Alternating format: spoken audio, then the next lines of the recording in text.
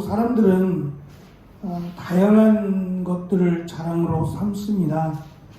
자신의 학력이나 또는 은행의 잔고나 또 건강이나 자신의 성취한 것뿐만 아니라 일상적인 내용들, 허리 둘레를 자랑하기도 하고 또는 여행 계획들을 자랑하기도 합니다. 심지어는 무분별한 자신의 행동을 지난날의 과오도 자랑으로 삼기도 합니다. 갈라디아서를 기록한 바울 역시도 자랑할 것이 있습니다. 그가 예수님을 만나기 전, 그러니까 사울로서 살아갈 때에 그는 적어도 8가지의 자랑이 있었다라고 말을 합니다.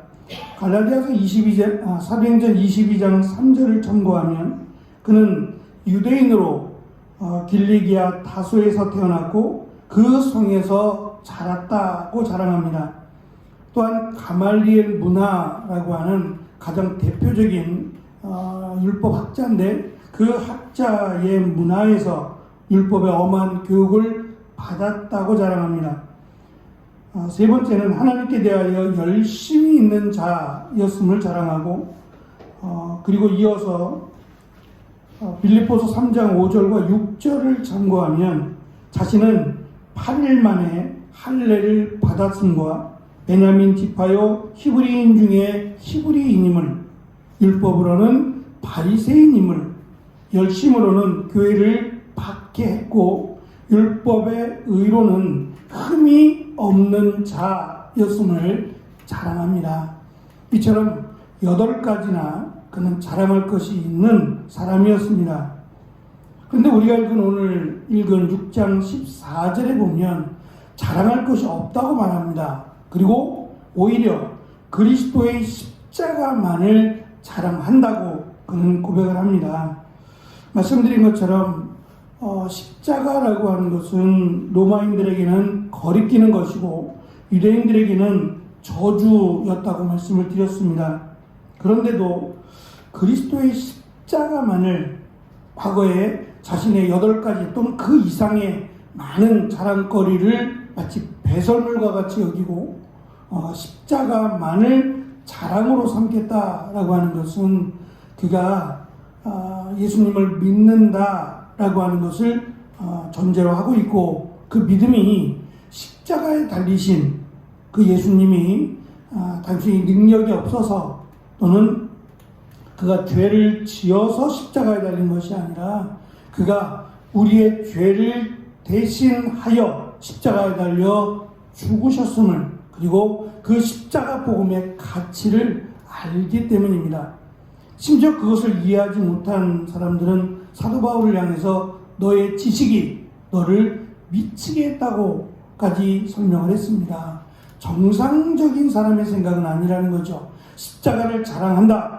다시 말하면 십자가에 달린 예수, 나사렛 예수라고 하는 그 사람을 믿으면 구원을 받는다, 영생을 받는다라고 하는 이 짧은 십자가의 복음은 하나님의 택함을 받지 않은, 그리고 예수님을 믿지 않는 사람에게는 어리석은 생각이고 미친 생각이라는 거예요. 이것이 2000년 전에만 그런 것이 아니라 지금도 그러할 겁니다. 듣기 싫은 소리, 그리고 마치 어리석은 그런 사람의 소리로 치부되어 버리고 있습니다. 특별히 세상적인 그런 관심이 많았던 교회들 가운데 고린도 교회가 있습니다. 고린도 교회는 나름 자신들의 열심이 좀 특별했던, 그래서 각자들의 파가 생겨버릴 만큼 나는 개바파요, 나는 바울파요, 예수파요, 이렇게 각자들의 좋아하는 사람들, 또 파벌을 만들 정도로 나름 열심히 좀 특심했던 지역 교회가 고린도 교회입니다. 그 고린도 교회에 바울은 이렇게 자신에 대해서 설명을 하고 있습니다. 내가 수고를 넘치도록 하고 옥에 갇히기도 더 많이 하고 매도 수없이 맞고 여러 번 죽을 뻔하였으니 유대인들에게 40에서 하나 감한 매를 5번이나 맞았으며 3번 태장으로 맞고 1번 돌로 맞고 3번 파선하고 일주야를 깊은 바다에서 지냈으며 여러 번 여행하면서 강의 위험과 강도의 위험과 동족의 위험과 이방인의 위험과 시내의 위험과 광야의 위험과 바다의 위험과 거짓 형제 중에 위험을 당하여 또 수고하며 애쓰고 여러 번 자지 못하고 줄이며 목마르고 여러 번 춥고 굶고 춥고 헐벗었노라 고 고백을 합니다. 왜 이렇게 살았을까요? 그리고 심지어는 지금 자신이 감옥에 갇혀 있는 상황 속에서 에베소 교회에게 편지를 보내기도 했습니다. 그런데 이것이 미쳐서 그런 게 아니라 또는 그가 뭐가 문제가 있어서 그런 게 아니라 십자가의 복음이라고 하는 바울이 전하는 이 십자가의 복음을 하찮게 그리고 저주로운 거리끼는 것으로 생각했기 때문에 일어나는 현상이었어요. 바울은 이것을 모르지 않았습니다. 이렇게 될 것을 알았어요. 알매도 불구하고 멈추지 않았던 것은 여기에만 하나님이 이 십자가 복음에만 영생이라고 하는 구원이라고 하는 진리를 담아두셨기 때문이에요. 믿지 않는 것이 잘못이지 이것을 믿으면 그가 어떠한 사람이든 간에 심지어는 어린아이든 세상에서 손가락질 당하는 사람이든 간에 그는 구원을 받는다고 바울은 말합니다. 자신과 같이 십자가의 복음을 거절하고 그리고 오히려 이 십자가의 복음을 거역하며 살았던, 그래서 제자들을 잡기 위해서 담에까지 올라가고 자기 발 앞에서 스데반이 죽었어요.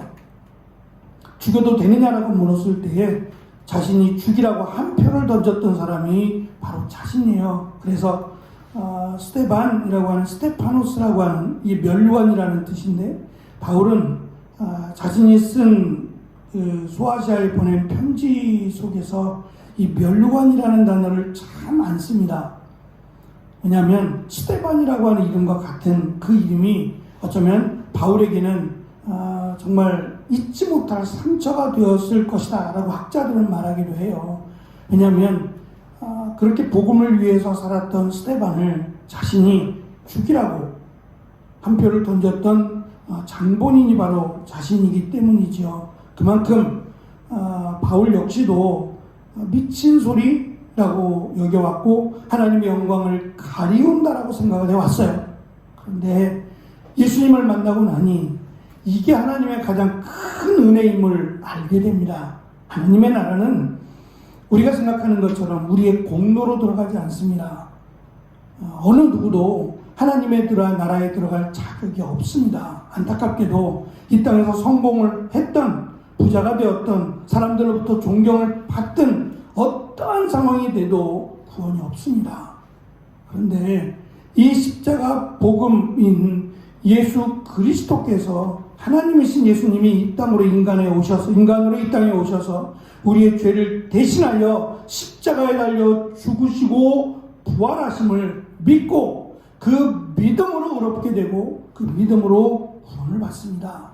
그러니 이 십자가 복음을 믿는 자가 하나님의 가장 큰 은혜를 받은 자이며 하나님의 가장 큰 축복이 이 십자가 복음에 담겨 있다는 것을 바울은 믿었던 것이고 그것을 전하고자 했던 겁니다.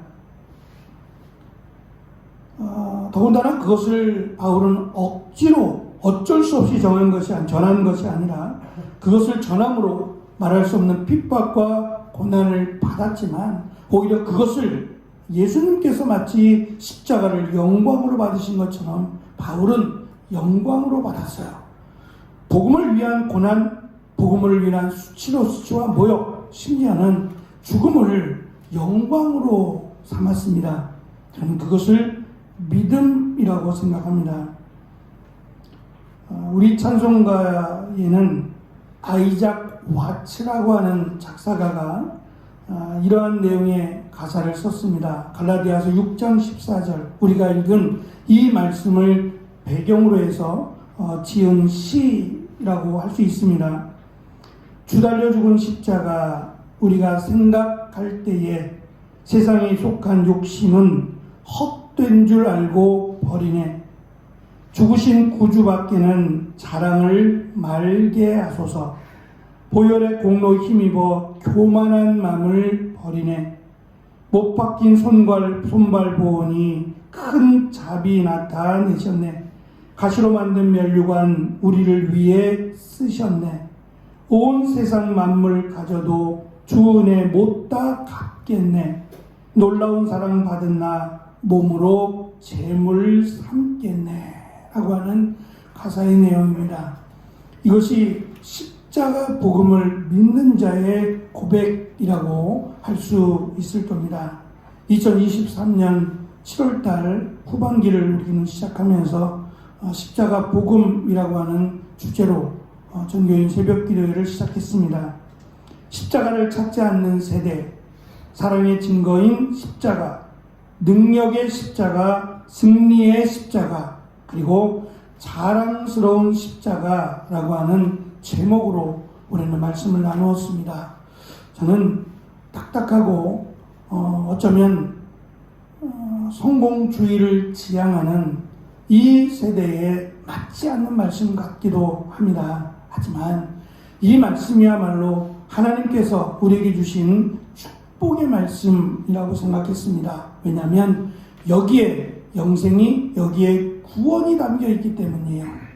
그래서 비록 우리가 5번에 걸쳐서 십자가 복음을 함께 나누었지만 이 말씀이 우리에게는 가장 큰 능력이 되고 가장 큰 은혜의 샘물이 여기에 있다는 것을 기억하고 바울이 말한 것처럼 나는 십자가 외에는 자랑할 것이 없다라고 하는 이 고백이 바울만의 고백이 아니라 예수님을 메시아로 구원자로 믿는 모든 사람들의 고백이다라고 생각합니다. 우리도 이 고백으로 끝까지 주님이 오시는 그날까지 십자가 복음으로 인한 사랑과 은혜를 믿음으로 감사하며 주님 앞에 기도함으로 나아가는 귀한 삶을 살고 2023년 내가 한 주간 동안 주님 앞에 나와 그래도 십자가 복음으로 주님 앞에 나아갔던 귀한 믿음의 흔적을 남기게 되는 귀한 은혜가 우리 가운데 가득한 또 하루의 삶이 되어지시기를 축원합니다.